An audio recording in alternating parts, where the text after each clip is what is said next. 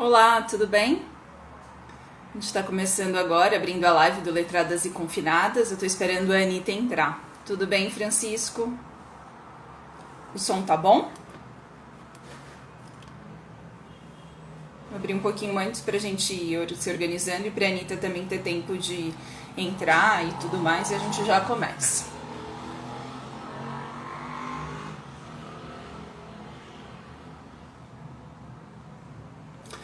Eu tentei colocar o título em cima da live, vocês conseguem ver o título?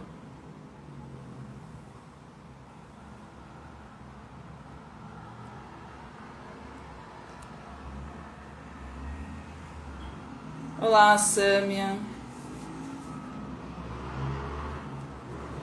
Está começando mais um Letradas e Confinadas. A gente está esperando a Anitta entrar e hoje o tema é a obra da Ana Cristina César. Acho que não funcionou esse de fixar o comentário, mas deixa eu ver se eu consigo aqui. Olá, Silvio.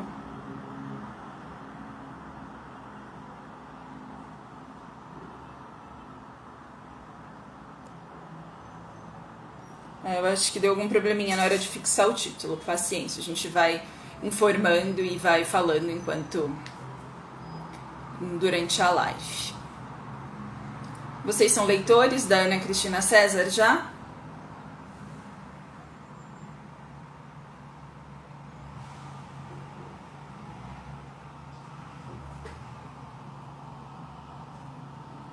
Tô aqui. Ela tá entrando. Oi, Anitta. Olá! Tudo bem? Tudo bem? Tudo certo. Eu acabei abrindo um pouquinho antes, porque sempre pode dar um probleminha de conexão e para ver áudio, som. Aí por isso que eu abri um É, pouquinho antes. e eu tava perguntando aqui no WhatsApp se era para eu entrar um minuto antes ou não. Ah, mas deu certo. Acho que foi assim, quase sincronizado. Vamos só esperar mais um pouquinho. O pessoal tá entrando e aí a gente já começa. Legal, legal. O sino das 6 aqui toca 3 minutos antes. É muito engraçado. Acabou de tocar. Não, e O eu sino tenho da um igreja. problema. Meu relógio é 5 minutos adiantado para não De atrasar propósito? de De propósito. propósito? Ah, é. Pra não atrasar. Aí por isso. Legal. Ah, a gente tá vendo o pessoal entrar aí, ó. É legal.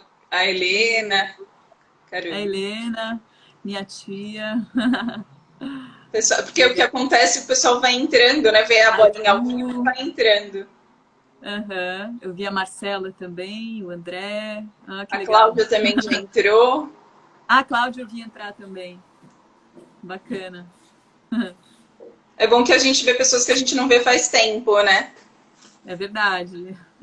Ah, e para quem está chegando, deixa eu só comentar que o Letradas e Confinadas, esse é o 11º episódio, né? Começou como uma ação entre amigas que gostam de falar, que estudam literatura e gostam de conversas literárias, que sou eu, Thalita Mochiuti, a Cláudia Maria de Vasconcelos e a Lívia Bueloni. E aí nós começamos para fazer conversas entre nós sobre nossos objetos de estudo, no mestrado, doutorado, e aí também abrir para os demais pesquisadores. Então acabou sendo um pouco o que a Cláudia até escreveu num textinho de apresentação, a gente foi encontrando depois de 10 episódios, um pouco a vocação de falar com os pesquisadores acadêmicos, então, especialistas, e aí falar sobre literatura, sobre autores, obras ou temas ligados à literatura e afins. A gente colocou afins porque a gente também já teve uma live sobre a Hannah Arendt, então esse é o espírito do Letradas e Confinadas. Então sejam bem-vindos e bem-vindas quem está pela primeira vez aqui. E acho que a gente pode começar, Anitta, que tem já deu o horário e tem um público bom. Já entrou o povo aí. Já entrou. Então, boa noite para todo mundo. Muito obrigada, Anitta, por ter aceito o nosso convite. A ideia de hoje, o tema da nossa live o tema é Enigmas de Ana Cristina César. E para conversar sobre esse tema, a gente chamou a Anitta, e aí eu vou ler, para não esquecer nada, a apresentação da Anitta, mas acho que a maioria conhece, mas mesmo assim é importante a gente reforçar, porque tem, né, tem pessoas que talvez não conheçam, e aí também já fica com as referências direitinho. Então, a Anitta Costa Maluf é poeta, pesquisadora, produtividade em pesquisa do CNPq e professora do programa de estudos pós-graduandos em literatura e crítica literária da PUC São Paulo. Ela é doutora em teoria e história literária pela Unicamp. Fica muito pouca, não fica? Se eu tirar. E publicou os ensaios Territórios Dispersos, a poética em Ana Cristina César, pela Ana Blume e FAPESP, e também o livro Poéticas da Imanência, Ana Cristina César e Marcos Ciscar, esse pelas 7 letras. Então, esses são os ensaios da Anitta, né, os livros relacionados a ensaios acadêmicos, que ela publicou relacionado à pesquisa de mestrado e doutorado que ela tem em Ana Cristina César. E a Anitta também é poeta, e a produção poética dela, os livros que ela já publicou de poemas, são os seguintes. Fundos para os Dias de Chuva, pelas 7 letras. Nesta Cidade e Abaixo de Teus Olhos, também pelas 7 letras. Como Se Caísse Devagar, pela editora 34. E Quando Não Estou Por Perto, também pelas 7 letras. E mais recentemente, a Anitta publicou Um Caderno para Coisas Práticas e Ensaio para Casa Vazia, ambos pelas 7 letras, que foram lançados na programação da Flip de 2016, que foi dedicada a Ana Cristina César. Então, como vocês podem ver por essa apresentação da Anitta, a gente está muito feliz de ter uma pessoa que se dedicou tanto tempo às pesquisas, ao estudo da Ana Cristina César, e está tão por dentro, né, produzindo também poemas, universo da poesia. E é pela primeira vez também que o Letradas vai falar sobre o gênero poesia. Então, a gente está muito feliz. Muito obrigada, Anitta. Obrigada a você, Thalita. Também fiquei bem contente quando vocês chamaram. Eu estava acompanhando o projeto também, estava vendo vi alguns flyerzinhos e tal, e fiquei bem contente quando vocês, minhas queridas colegas do grupo de poesia, de pesquisa sobre Beckett, na USP. Legal. Né? Conhecer queridas amigas de anos aí, né? E me convidar aqui para falar um pouquinho, conversar um pouquinho. E eu brinquei com vocês que é a minha primeira live, alguém que não fez nenhuma live até agora. A gente vai se adaptando ao novo canal, né? Ao novo meio de encontros. E, Anitta, eu vou comentar, para a gente começar esse papo sobre Ana Cristina César, eu vou contar da minha experiência do meu primeiro encontro com a obra da Ana Cristina César. Que ela diz que quem escreve tem um desejo de encontro, né? E aí, então eu vou relatar um pouco esse meu encontro com ela. A minha leitura do A Teus Pés, né, no livro da Ana Cristina César, foi uma leitura obrigatória por conta de vestibular. Então eu tinha lá 17 anos e tinha que ler essa obra. E aí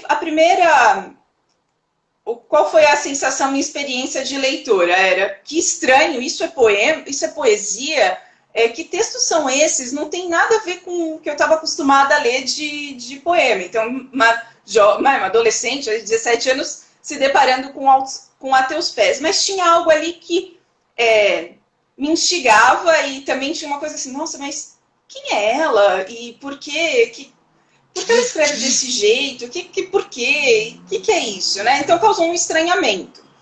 Então essa foi a minha primeira experiência, e numa época em que a gente não encontrava lives para apresentar autores, não tinha acesso à internet, então foi essa experiência de estranhamento.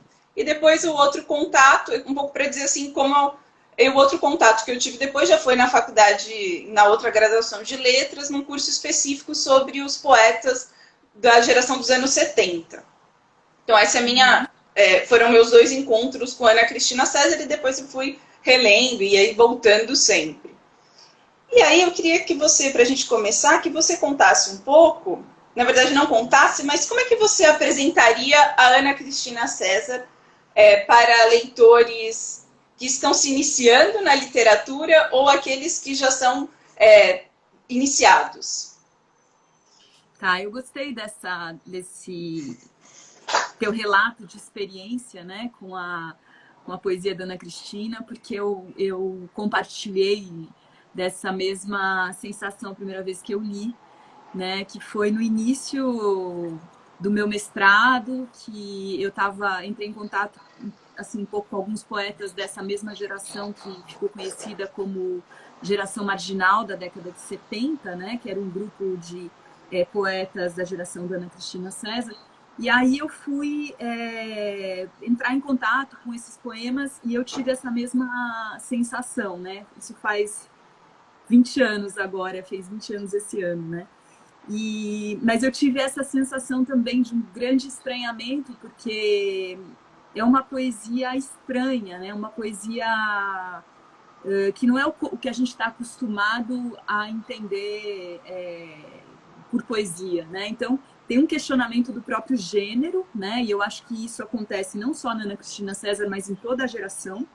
A gente já vai falar um pouco, eu acho, né, dessa geração marginal, né? Que ficou conhecida como geração marginal, que também não é um termo muito unânime, né? Mas a gente fica, por uma questão didática, fica mais fácil a gente se referir assim, nessa geração marginal da década de 70, que de certa forma questionava também muito o próprio conceito de poesia, do que é o poético, né? E eles buscavam um poético mais informal, com menos forma, mais descontraído, mais espontâneo, né? Com uma certa imediaticidade da linguagem, né? E tinha toda uma questão da oralidade. E essa informalidade levava, eu acho que muito a essa sensação que você falou um pouco, de um poema estendido, né? Então, às vezes parece prosa, às vezes parece anotação, parece carta, parece pedaço de diário, né? Então, essa informalidade, também no sentido tanto da informalidade cotidiana, do bater-papo, né? Quanto a informalidade da não forma, sabe? De uma forma mais flutuante, mais solta, né? E aí eu acho que a Ana Cristina levou isso muito, muito longe e, para piorar, né? No caso da Ana Cristina, para piorar, ela brincava com esses enigmas, por isso que a gente brincou com essa palavra também, né? Quando a gente estava conversando sobre a proposta aqui, porque ela gostava de brincar com esses enigmas e buscar uma linguagem meio cifrada e tal.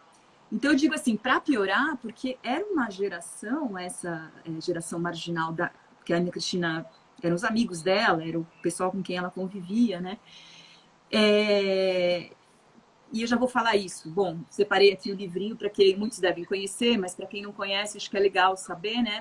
Esse volume, essa antologia 26 Poetas Hoje, ela é de 76, ela foi lançada, organizada e lançada pela Heloísa Buarque de Holanda, justamente para reunir esses poetas, né, que estavam ali, essa poesia que estava explodindo na década de 70, 72, 73, a partir daí, mais ou menos. Então, a Ana Cristina estreou aqui nessa antologia, né? E acho que talvez seja legal comentar também, né, Anitta, que assim, eles tinham também um modo independente de fazer circular os poemas, né? Então, reunir numa publicação, como a Heloísa Buarque de Holanda fez, foi uma maneira também, uma certa, de tornar para o mercado e também para os estudiosos, etc., assim, um pouco publicar em livros esses poemas que estavam circulando ali em determinados circuitos do Rio, principalmente no Rio de Janeiro, né? A gente associa muito, né, a geração de 70 ali com o Rio de Janeiro, né? Acho que é legal falar isso, que é uma poesia que circulava principalmente num circuito mais carioca, assim. Tinha uma coisa meio eixo Rio-São Paulo, embora a gente tenha Paulo Leminski, Curitiba, e tenha toda uma turma em Brasília, e, enfim, tinha outros lugares também, mas claro que ficou um fenômeno meio carioca mesmo, essa poesia marginal e tal.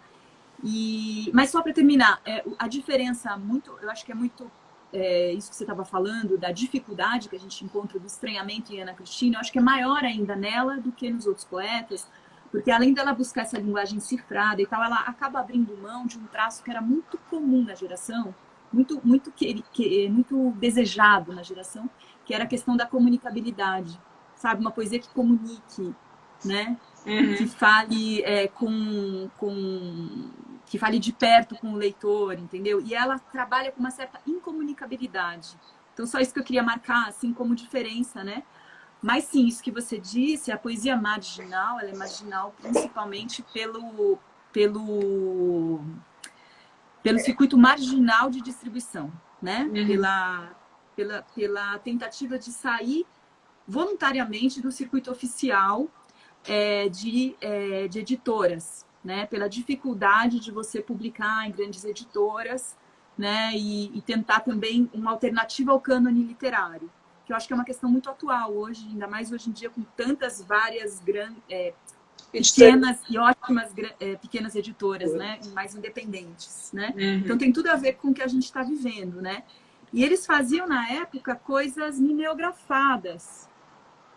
Então tinha esse caráter meio... Esse é da Angela Melin, meio artesanal. Artesanal, né? A Ana Cristina chegava a fazer... as primeiras publicações dela, ela mesma criava umas capas diferentes, né? Umas dedicatórias. Então tinha também o artesanato do livro, né? Também, assim, do objeto. Exatamente. Por exemplo, esse daqui eu falei, eu vou levar, que é o Correspondência Completa, que é da geração dessas publicações primeiras e caseiras que a Ana Cristina fez. Essa daqui de 79 é a única que eu tenho original, assim, né? Legal. Ela é do tamanho da mão, tá vendo? Uhum. É pequenininho. Tem esse aviãozinho na capa. E quem fez o projeto gráfico foi a Heloísa Buarque de Holanda. Olha como é que é a letrinha.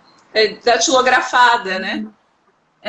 Aí tem esse charme de ser todo manual, e eles mesmos faziam os livrinhos, né? Iam distribuir nas festas, na entrada de cinema, teatro. Então tinha essa coisa de uma certa também... tinha uma agitação cultural na época, né? E a poesia entrava aí. Então era uma poesia muito menos elitizada, né? Tinha uma briga por uma não elitização da poesia. E o que a Heloísa destaca bastante é essa entrada de leitores que não costumavam ser leitores de poesia, mas que começam a se interessar por poesia. Por poesia. Né?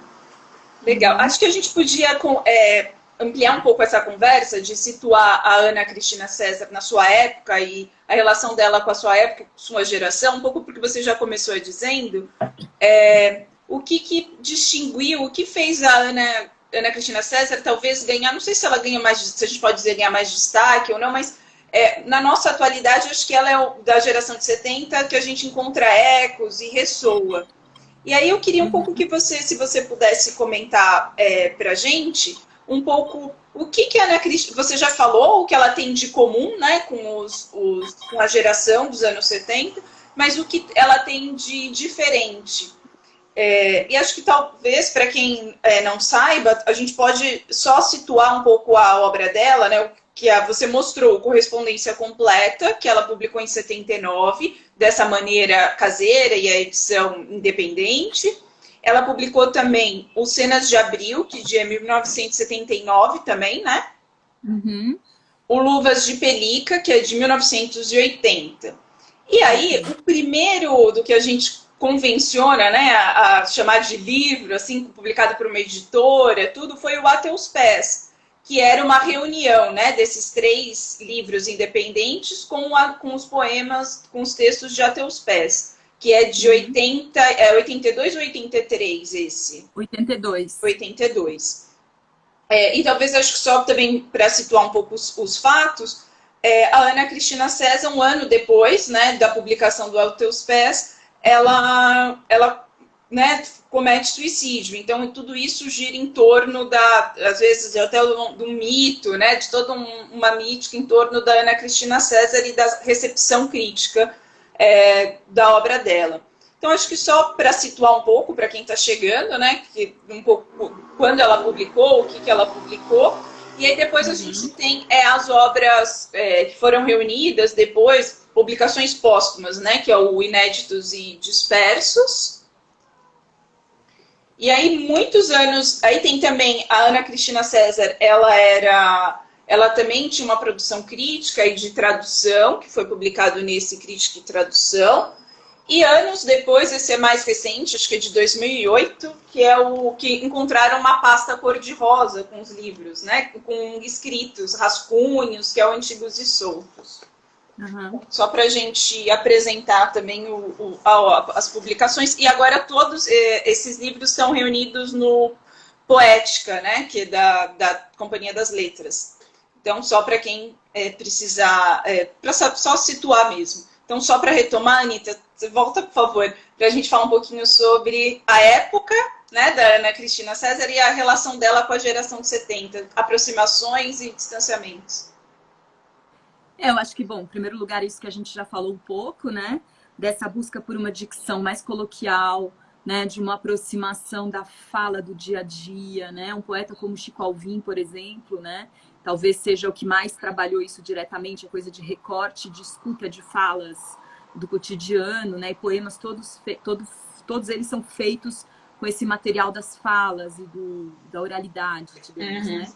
E a oralidade, ela tá muito... Então, é uma poesia mais oral do que escrita, digamos, né? E que rompe com uma certa pompa da poesia tradicional, assim como também tenta romper com um certo formalismo, que estava mais, por exemplo, numa poesia concreta, né? E um certo intelectualismo exacerbado, né? E aí, vários, como a gente, leitores que não eram leitores assíduos de poesia, de repente começam a se interessar pela poesia. A poesia está próxima da música popular, né? Num Cacaso, Vali Salomão, quer dizer, são nomes que faziam esse Tem um trânsito, né, entre as linguagens, né? Entre linguagens, exatamente. Então, a questão da performance, por exemplo, num poeta como Chacal, que tá aí no Instagram, coloca até hoje né, e tem o CEP, né, 2000, que ele já é o evento que ele faz há tanto tempo, enfim. Então, a questão da performance, da oralidade, então são traços em comum que a Ana Cristina tem, e tem toda uma atmosfera de época que está muito presente na poesia dela. Mas aí a diferença, como a gente já falou rapidamente, a questão da incomunicabilidade, né? Então, enquanto que na maioria desses poetas, né, Cacaso, Chaves, Chacal, Francisco Alvim, mesmo a Ângela Melin, Vale Salomão em algumas coisas, né, pelo menos, mas tem uma certa busca de uma comunicabilidade mais próxima com o leitor, uma proximidade com o leitor. O Cacaso dizia, surge um pretexto para uma conversinha, né? Como se a poesia fosse um bate-papo e um desejo de encontro, né? E a Ana incorpora até, por exemplo, nos títulos de poemas, né? Como a Conversa das Senhoras ou o Chá da Tarde, um pouco nesse sentido, né? Só que aí ela vai por outro caminho, né? E acho que talvez... porque ela rompe, né?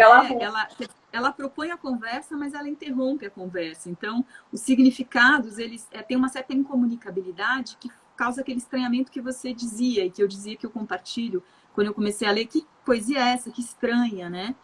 Que ela está querendo dizer aqui? Parece que eu não entendo o que ela está querendo dizer, né? Uhum. Então, não é uma conversa direta, não é um bate-papo muito simples que ela apresenta pra gente. Ela apresenta os enigmas mesmo. E uma certa ruptura. Então, assim, tem conversa ou não tem aqui? Tem oralidade? Tem oralidade, mas ela, de repente, é interrompida. Ela brinca com esse desejo, né? Eu acho, do leitor, que, assim...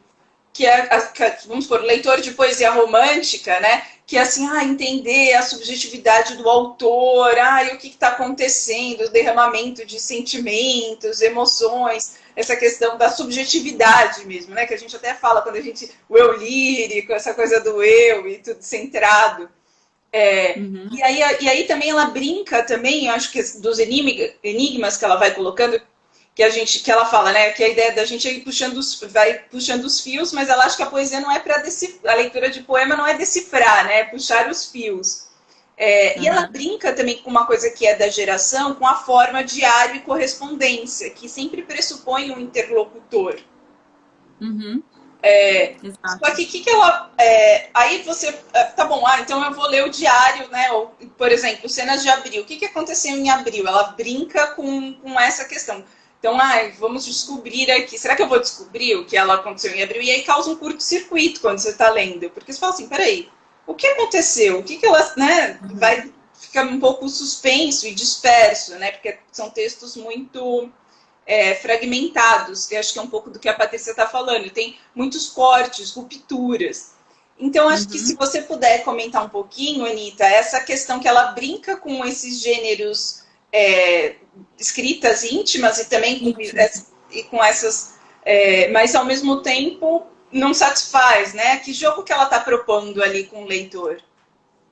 Você vê que essa questão dos diários e das cartas, né? Eram gêneros muito preferidos assim pela geração, né? Esse tom de diário, esse tom de escrita íntima, de anotação rápida. Então isso ela mantém, é uma coisa muito da época dela e muito de uma certa dicção de época, né? Até mesmo você mostrou os textos críticos dela, né? Os textos críticos dela são extremamente interessantes, assim, de crítica literária, né? Ela tinha um grande pensamento sobre poesia, literatura e tal, mas eles têm esse tom, que é o que você sente um pouco em alguns textos, sei lá, do Vali Salomão, do próprio Cacaso, né? Tem uma coisa de época, assim, né? De brincar com alguns tiques até, de modos de falar, etc. Então, ela trazia isso da geração, da atmosfera e tal. Então, assim, de repente, o que é estranho é que numa correspondência completa, né? Que é super fininha, assim, super pequenininha, que não tem nada de completo, que é extremamente irônico, então, portanto, né?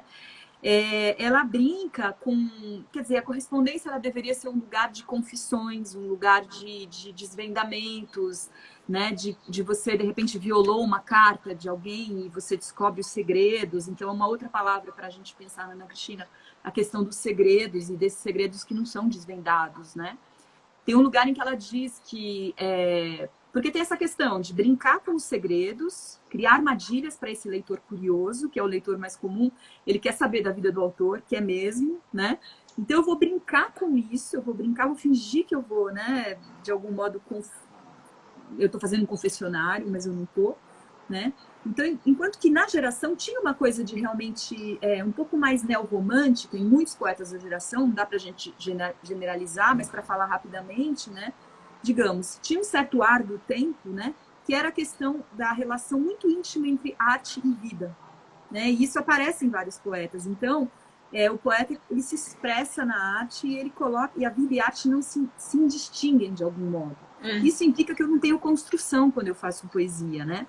Só que a Ana Cristina, ela não pensava assim. Então, a gente vê isso facilmente nos textos dela, né? Como que ela primava pela questão da construção do poema, como ela também, depois a gente vai ver nos rascunhos, como que ela escrevia e reescrevia a mesma coisa, e rasurava e repensava. Então, tinha uma construção e ela falava sobre isso. E ela, então, ao contrário da geração que tendia a juntar arte e vida, né? Ela tendia a buscar uma distinção entre essas coisas. Então, a relação entre a vida e a arte é um pouco mais nuançada. Entende? E ela vai criando tensões, né? E ela vai criando tensões para o leitor nesse jogo que ela faz entre vida e arte. E aí o jogo que ela vai propondo com essas formas, né? Da escrita íntima, com esse tom confessional também. A arte pode brincar com os gêneros íntimos, mas se a arte não representa a vida de modo tão direto e ingênuo como alguns podem crer, né? Ou desejam, não sei, enfim, ou até mesmo projetam desse modo, né? Se a relação não é tão direta, é porque eu construo alguma coisa, né? E aí é isso que eu quero deixar claro no caso dela, né? São poemas, às vezes, muito metalinguísticos, em que ela tenta deixar claro esse distanciamento, né? Há trânsitos constantes entre a arte e a poesia, entre a vida e a poesia, claro, né? Só que a coisa não é direta, não é que eu estou representando especificamente, exatamente a minha vida ali. Né? Não é uma... Então, não é um espelho, né? É isso, assim, a gente não é um espelho. Exato, né? Então, ela brincava com isso, com esse desejo que as pessoas têm de que a arte realmente represente a vida, né? Essa busca dos leitores curiosos pela vida do autor e tal. Então, ela brincava, ela tensionava isso, porque ela usava os gêneros íntimos de um modo totalmente distorcido. Né? Eu brinco num texto a ideia de deformação do diário, deformação da carta, como se ela deformasse. Esses gêneros que seriam confessionais viram meio que anticonfessionais. Na verdade, você sai com mais dúvidas do que você entrou. né? Você usa também um termo que é o procedimento da desmontagem, né? Uhum. A desmontagem, a gente pode pensar que ela desmonta, né? E é interessante porque no A Teus Pés, né? A gente pode também falar um pouco disso para quem não conhece, só retomar você. Eu pensei nisso, Lívia, de ler um poema, boa. Né? O livro A Teus Pés, ele é o único livro que ela publicou em vida, porque aqui dentro ela reuniu esse Correspondência Completa, Cenas de Abril, Luvas de Pelica, que tinham sido pequenos livrinhos publicados artesanalmente, ela reuniu aqui no A Teus Pés. Então ela tem uma obra pequena, né? Porque também é uma poeta que morreu aos 31 anos, né? E não teve tempo, acho que, de produzir muito. Então a gente tem muita coisa póstuma da Ana Cristina. É uma autora que a gente tem, que nem Fernando Pessoa, a gente tem mais coisa póstuma do que ela publicou em vida, né? E aí, eu acho que tinha esse desejo de... O que eu ia dizer é que, assim, o Caio Fernando Abreu, quando ele fez essa quarta capa aqui... Eu vou ler a quarta capa do Caio Fernando legal. Abreu. Foi a primeira edição que saiu pela Brasiliense, né? Que ele escreveu. É a primeira que sai por editora também, né? Porque os outros eram livrinhos artesanais e tal, bem geração marginal, né? Então, o Caio Fernando Abreu, que é um poeta super importante também, década de 70, 80, era um grande amigo da Ana Cristina, a gente tem algumas cartas dele para ela. E é interessante porque ele fala justamente dessa desmontagem, né, do diário e da carta. Então, fascinada por cartas, diários íntimos, ou o que ela chama de cadernos terapêuticos, que ela chamava assim, Ana C., que é como ela ficou conhecida, concede ao leitor aquele delicioso prazer meio proibido de espiar a intimidade alheia pelo buraco da fechadura. Intimidade às vezes atrevida, mas sempre elegantíssima. Intimidade dentro de um espaço literário particular, onde não há diferença entre poesia e prosa, entre dramático e irônico, culto e emocional, cerebral e sensível. Não há distância, não há diferença. Ele é muito híbrida, né? Naquela questão que você também dizia. E aí, bom, aí ele faz o elogio e tal. Mas uma coisa que acontece aqui muito no A Teus Pés, e eu acho que é um pouco onde ela vai chegando mais, né? Seria talvez um certo percurso que a gente vê dos primeiros textos para os últimos, né? É uma fragmentação cada vez maior, é uma desmontagem mesmo, cada vez maior. Parece que ela pegou uma carta, um diário, recortou e recolou aquelas imagens, né? E aí ela mistura os interlocutores, às vezes você não sabe quem está falando, né? Então, são estratégias de desmontar a confissão pura e simples, mas são estratégias de confundir também o leitor, né? Deixar ele meio tensionando, assim, eu estou contando alguma coisa ou não estou, sabe? Você fica meio nesse... Tem um suspense também nisso, por isso que a gente brinca com o enigma, né? Porque você fica no suspense, querendo saber o fim da história, né? A Lívia... Então, ela até brinca. Você selecionou algum poema, Anitta? Eu pensei agora que você falou do caráter fragmentado, né, do A Teus Pés, e tem na própria, no poema, né, Vacilo de Vocação, que ela fala poesia telegráfica, fragmentada, né, que ela é um pouco uma metalinguagem da própria poesia dela. Esse Vacilo da Vocação, ele é um poema todo fragmentado, assim, né, na própria... Ele é difícil de ler, porque ele é todo, né... ele é todo cheio de travessões, então, de algum modo, você precisa estar vendo essas rupturas, né? Estão marcadas, né, pelos travessões, né? Esses cortes e rupturas pelo travessão. Ela enfatiza a ruptura, né? E que ela diz, a poesia não, telegráfica, ocasional, me deixa sola, solta, à mercê do impossível, do real. Então tem essa brincadeira de que o real é o impossível também, né? Eu tinha separado um que eu acho que ele tem um caráter de... Ele é um pouco diferente, talvez ele seja mais... Tem uma certa atmosfera mais lírica, não sei, eu acho muito bonito esse poema. E o que é interessante, o que ele tem, ele menciona esse livrinho, Correspondência Completa, né? Então ela se auto-menciona, né, dentro do poema, o que é interessante. E tem também uma questão de uma sugestão. É um poema que tem uma atmosfera mais sugestiva do que descritiva. Então você não descreve tudo e você enxerga direitinho. Não, as imagens são um pouco nebulosas, né? Tem uma pergunta, depois a gente responde. Então eu vou ler esse rapidinho. Tá bom. Quando entre nós só havia uma carta certa, a correspondência completa, o trem, os trilhos, a janela aberta, uma certa paisagem sem pedras ou sobressaltos, meu salto alto em equilíbrio, o copo d'água, à espera do café. Tem moral da história nenhuma, entendeu? São imagens meio em suspensão, né? Uhum. E às vezes você tem alguma coisa como uma narrativa meio interrompida, que ela parece que está sendo contada do meio de uma... Por exemplo, eu abri um livro no meio e estou pegando a história já, tipo, o bonde andando. Peguei o bonde andando, é uma sensação que a gente tem às vezes quando a gente pega um poema da Ana Cristina. Então, por exemplo, esse daqui. É como se fosse um flash, né? De um flash, né? Assim, de um filme seria um flash, assim, você vê um frame só. Um flash então ele já a cena começou antes e vai continuar depois de você ler o poema. Então você pegou o bonde andando. Reaparecia abruptamente, como se nada tivesse acontecido. Abria as cortinas com palpites, turbilhão de novidades, antena das últimas tendências, força de leão, escancarava a porta preta, vento, redemoinho, gargalhada no ar, meio-dia. Quem que reaparecia abruptamente, não sei o quê? De repente entra um personagem assim, você não tem nenhuma informação de quem era ele ou ela, ou quando, para quem, né? Então, a gente tem que um pouquinho ler sem esperar exatamente desvendar, porque você não consegue desvendar a história, a verdade é um pouco essa, assim. Ou às vezes, se você tenta desvendar, vira uma história meio boba, sabe? Uma história meio sem grandes... Não tem aquele enredo. Anitta, deixa eu te fazer duas perguntas que estão aqui. A Paola comenta assim, é uma poesia bem visual, então... eu vi. E acho que não, eu acho que não. Visual em que sentido? Quer dizer, esse poema, O Vacilo da Vocação, ela brinca com esses travessões, mas isso não é muito frequente, né?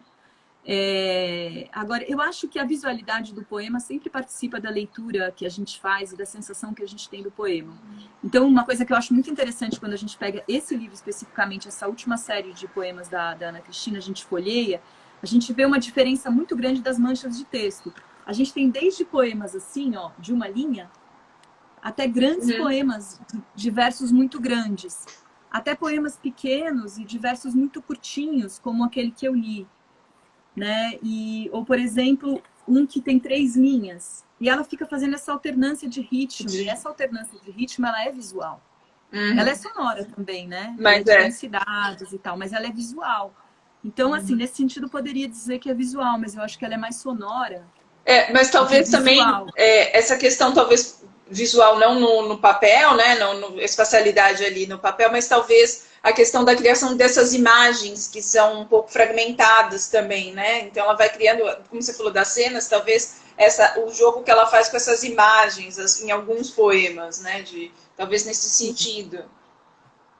Pode ser nesse sentido também, que haja uma visualidade, mas eu acho que toda a poesia traz uma visualidade nesse sentido, né? Essas imagens visuais. O interessante é você ver como que cada poeta constrói essas imagens. No caso da Ana Cristina, são imagens muito quebradas, né? Caleidoscópicas, né? E talvez labirínticas, quebradas e tal.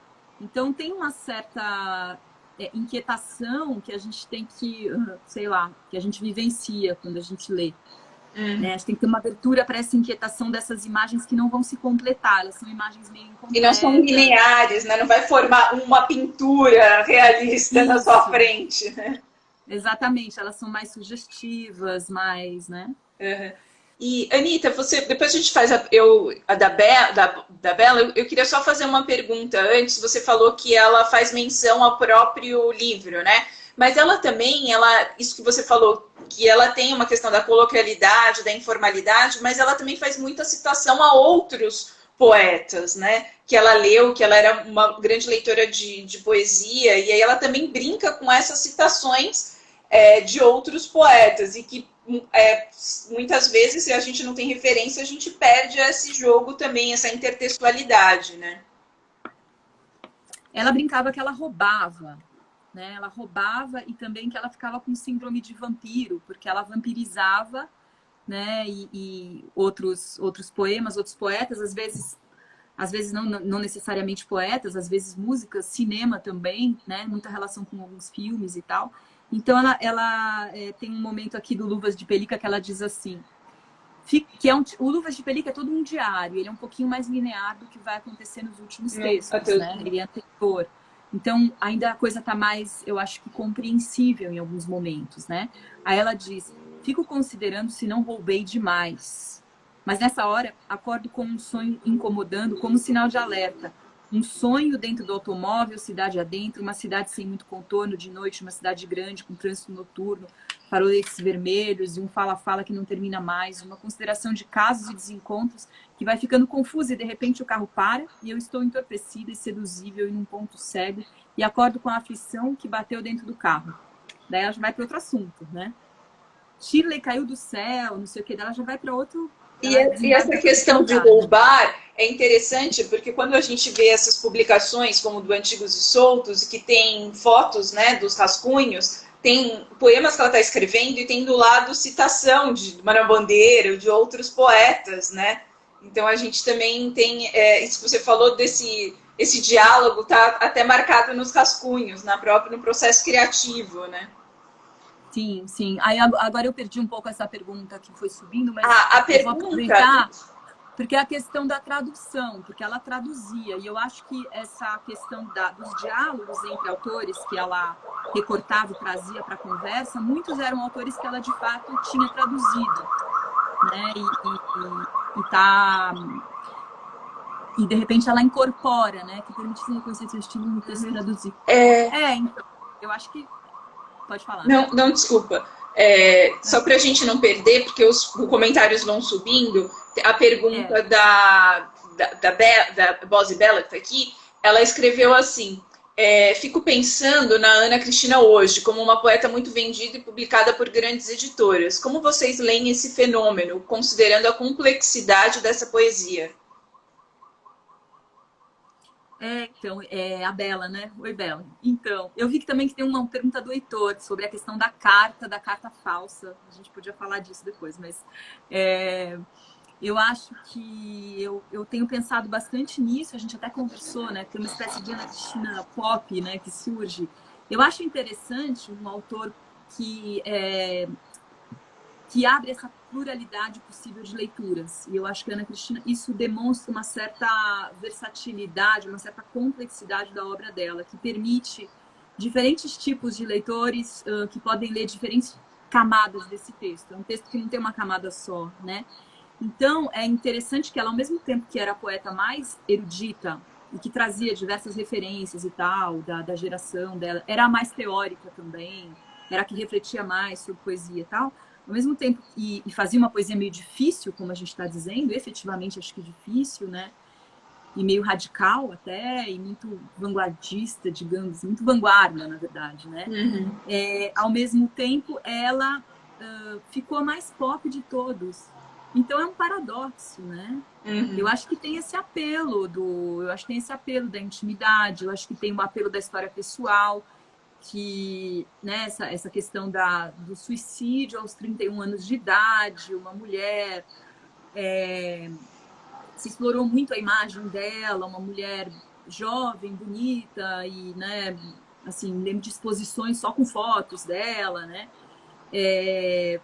e aí quando ela vai para Flip como tema, né, tema Ana Cristina César na Flip, com edições maiores pela Companhia das Letras, né, fazem uma autobiografia, uma fotobiografia, né? Então, muitas fotos. Tem uma exploração um pouco dessa imagem dela, né?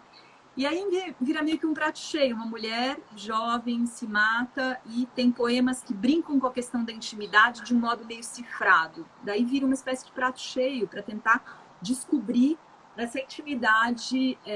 E acho que isso atrai um público também mais leigo, né? Acho que é um pouco isso que a Bela estava colocando, né? E eu acho que até para quem que tem essa atração, né, pelo público mais leigo, mas ao mesmo tempo acho que é legal a gente também comentar dessas armadilhas, né, que você até falou que ela vai criando essas armadilhas. E acho que talvez, Anitta, parece também esse paradoxo de uma poeta que assumia a incomunicabilidade da intimidade na literatura, ser a mais comunicada, assim, a mais que tem mais penetração, digamos assim, dos outros poetas, que os outros da geração. talvez a gente pudesse comentar um pouco essa questão dessa concepção de incomunicabilidade, ou então ou essa questão que tem a ver com a concepção dela de poesia e de literatura, né? Da literatura e poesia como construção. Acho que talvez fosse interessante a gente comentar, discutir um pouquinho mais sobre essa questão da incomunicabilidade e da construção. Um pouco que eu acho que talvez a ideia aqui é que, quando a gente está falando disso, é assim, olha, para a gente não ser tão ingênuos para entrar nesse jogo, nessa brincadeira, né? Do biografismo, assim, ou dos segredos. É que eu acho que tudo bem também, entendeu? Assim, não, a não ser quando, claro, se você vai fazer um estudo sobre Ana Cristina César, se vier uma orientanda minha, quero trabalhar na Cristina, num contexto mais, assim, de alguém que vai estudar, sei lá, eu acho que a gente não pode ser ingênuo e tal. Agora, em termos de um leitor que pega um livro, abre um livro e vai viajar na dele, eu penso que a gente deve poder fazer o que quiser com aquele livro, mesmo que seja, eu quero imaginar a vida dessa mulher. E pronto, entendeu? Eu penso mais assim, eu não acho que a gente tenha a obrigação, né, dessas outras camadas de leitura, enfim, eu acho que o importante é que isso daí, se isso te dá um barato, eu acho que tudo bem, entendeu? Assim, quer dizer, essas leituras mais que a gente poderia chamar ingênuas, talvez, ou, caíram na armadilha da Ana Cristina, porque a Ana Cristina dizia isso, que ela criava, né, uma armadilha para o leitor mesmo, justamente para esse leitor que quer olhar pelo buraco da fechadura, né? E eu acho que tudo bem, assim, a não ser que você queira ser um estudioso, isso, trabalhar aquilo de um modo, né? Aí é diferente, né? Mas assim, se você tem esse prazer e se a Ana Cristina satisfaz esse prazer, acho que tudo bem também. Talvez você esteja perdendo algumas dimensões, sim, que tem aqui, que são dimensões de construção. Né? A Mércia, querida, colocou aí, né, essa questão que a rasura é o motor da criação, né? A Ana Cristina rasurava muito, né?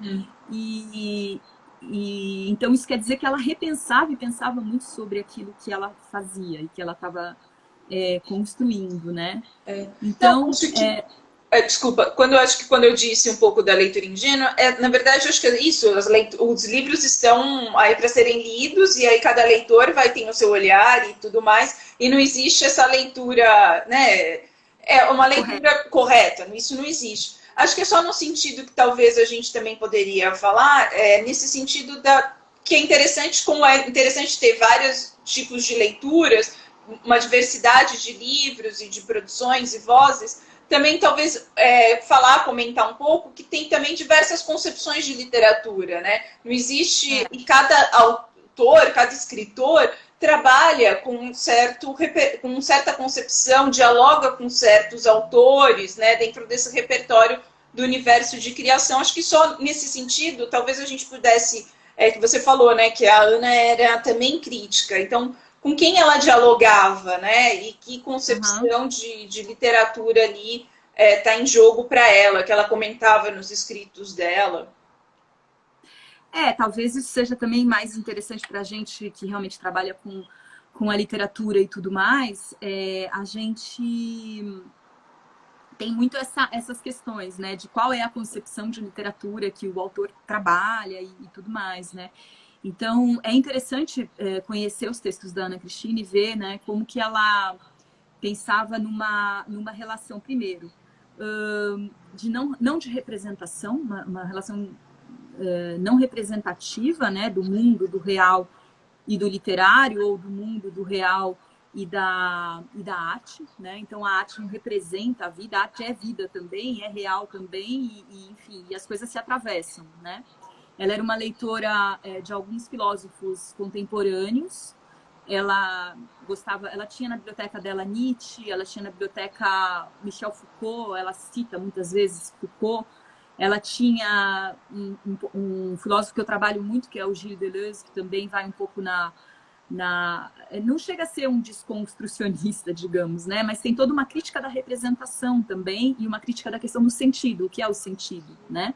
Esse sentido que passa pela sensação, que passa pelo corpo, que não se restringe ao significado. Sentido e significado não são a mesma coisa, né? E aí ela tinha toda uma discussão também sobre a questão do autor, né? Da autoria, né? Então, a autoria, ela... Que assim como Foucault tinha o Barthes também, né? A morte do autor, né? Que tava... A morte do autor, do Barthes, ou Barthes, como dizem os mais ortodoxos, ela leu muito esse texto do Barthes, que talvez tenha uma postura um pouco estruturalista demais, né? De que a coisa estaria mais cindida entre a obra e o autor, né? Mas, de algum modo, pelo menos, é algum distanciamento de uma visão mais ingênua, né? E é interessante que isso interessava muito para ela. Interessava também bastante por uma questão da autoria feminina, por exemplo, que era um tema muito em voga e que hoje volta, né? Volta aí um pouco à baila. Então, essa questão toda do autor, né? Eu acho que ela se interessava também para pensar, mas faz diferença, ela colocava isso, faz diferença o autor ser mulher ou o autor ser homem, né? E ela acha que, por exemplo, Guimarães Rosa tem uma escrita feminina. Então, a questão do feminino, ela tenta expandir para outras discussões, mas a questão do gênero, os estudos de gênero estavam bastante em voga, como voltam hoje, né? E a Ana Cristina se interessou bastante por isso também. Então, ela tinha esse interesse também pela questão da literatura feminina, mas pensada, por exemplo, pelos pós-estruturalistas.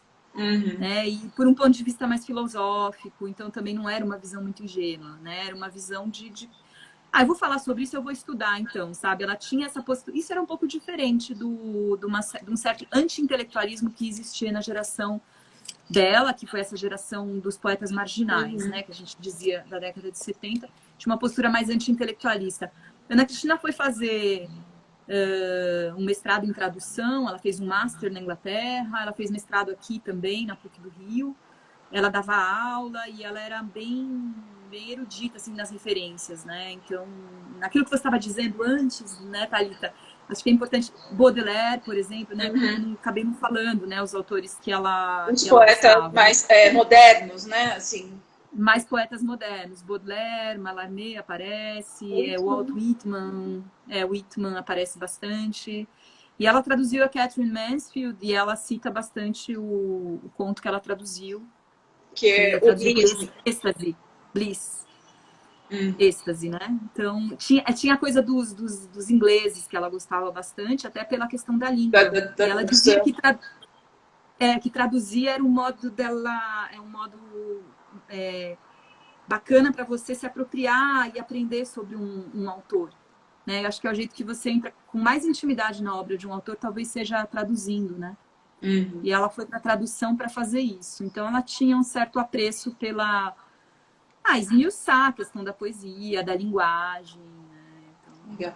E, Anitta, como é que você falou dessa questão, né, que ela tinha interesse pelas questões de gênero, e aí eu queria pegar um pouco essa questão da questão de gênero para a gente pensar um pouco como que a Ana Cristina César, você vê, ela ressoa hoje, ou numa espécie de dentro do panorama assim, da literatura brasileira contemporânea, sabe? Um diálogo com a tradição, se ela rompe, um pouco se ela instaura, o que ela instaura na poesia brasileira, vamos dizer assim, a importância de situar ela dentro da tradição da poesia brasileira.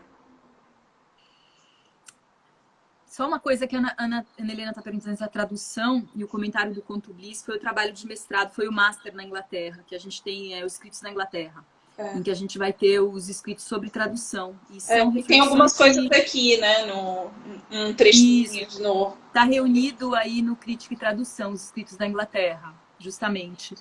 E é interessante porque ela tem reflexões sobre tradução que são muito atuais ainda hoje. Então, tem gente que trabalha com tradução e que considera muito esses escritos dela também. Então, acho que é legal assinar lá, né, isso e tal.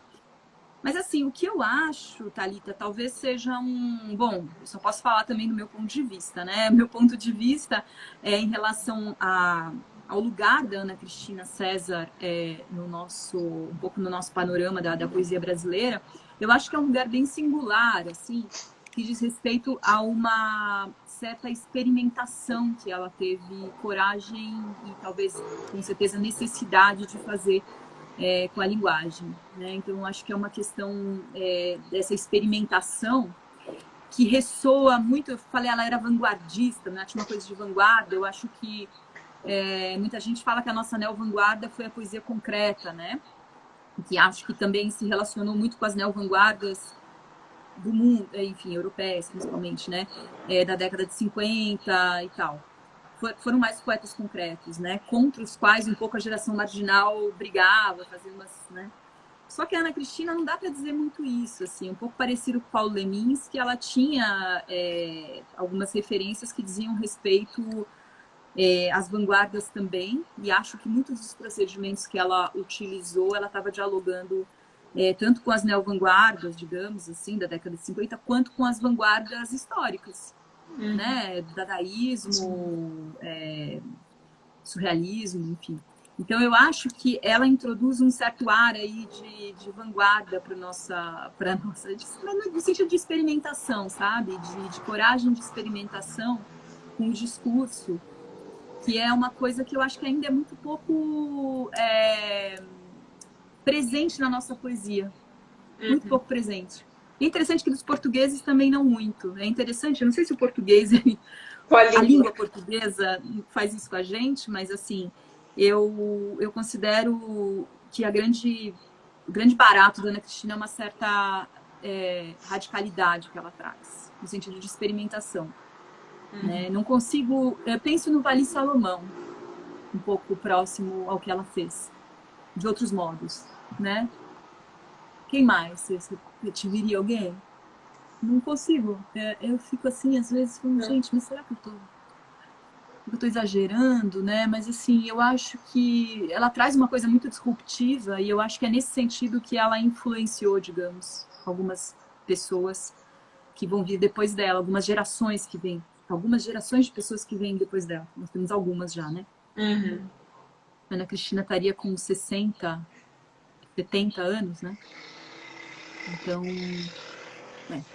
70. Então já temos algumas gerações depois dela, né? E ela influenciou, eu acho que principalmente nessa questão de umas, às vezes, tudo bem, às vezes de uma exploração da confissão, mas isso a gente tem vários. A gente tem vários poetas brasileiros, né? Não foi ela que inventou brincar com a confissão, não foi ela que inventou um sujeito romântico. Aliás, ela não traz um sujeito romântico na poesia dela. Ela traz uma ruptura com esse sujeito romântico, né? Então... É bem contemporâneo, né? Esse sujeito dela é muito contemporâneo, né? Assim... É uma coisa que a gente tem um pouco nos poetas beats, por exemplo, né? Nos beatniks. Pra quem que é a nossa geração beat, assim? Porque é diferente do que vai fazer um Roberto Piva, por exemplo, que é um outro autor que a gente pode... Roberto Piva, um pouco Cláudio Willer, um pouco essa brincadeira surrealista que eles têm. Muito legal, muito bacana. Mas é outra... Mas então, é um pouco dessa família, eu acho. Né? Anitta, a gente está quase terminando. E aí eu queria... Como é a primeira vez, né, no Letradas e Confinadas, que a gente fala sobre poesia, eu queria que você desse uma dica, que sugestões você daria para quem está adentrando esse universo da poesia. A Ana Cristina César comentou uma vez que ela achava que era preciso ser iniciado em poesia para ler poesia. Não precisa ser. Ela fala, não precisa. Não precisa ser. E aí você tem que ter, né? Você tem que ir adentrando nesse universo e um poema puxa outro, né? Não tem que ter essa questão acadêmica. Um pouco que dicas você daria para quem quer enfrentar esses enigmas, as armadilhas, né? Se aventurar pela poesia, pela leitura de poemas? Eu acho que eu vou fazer uma provocação. Então, eu acho que a gente tem uma tradição do que se chama de mediadores de leitura, né? A gente vê muito. Eu tenho vários alunos que trabalham com questão da mediação da leitura e tal. Tem alguns aqui. E eu acho que a gente tem um problema aí. A gente tem um problema no ensino de literatura nos colégios e tudo mais. E a poesia talvez seja que sofre mais com isso, né? Que é justamente... E aí a Ana Cristina vai direto no ponto. Quando ela diz ler é meio puxar fios e não decifrar, que é isso que a gente tinha, né, lembrado tal várias vezes, né? Ler é puxar fios. Você tem que estar livre para puxar seus fios. E os fios você puxa de você, do teu corpo para o texto. Não é uma coisa que são fios assim... extraterrestres, entendeu? Eu acho que e fios para a tradição. Se você não conhecer Baudelaire, você não vai conhecer Ana Cristina, de modo algum. Eu acho que Deleuze dizia que você pode entrar na filosofia por qualquer porta de entrada. E eu acho que dá para a gente dizer a mesma coisa na literatura. A gente pode entrar por qualquer porta de entrada. É uma grande rede em que as relações vão se refazendo a cada momento. Então, ó, fica, Anitta, temos 10 segundos. Então, muitíssimo obrigada. Fica o convite para todo mundo adentrar essa porta, se aventurar e nos siga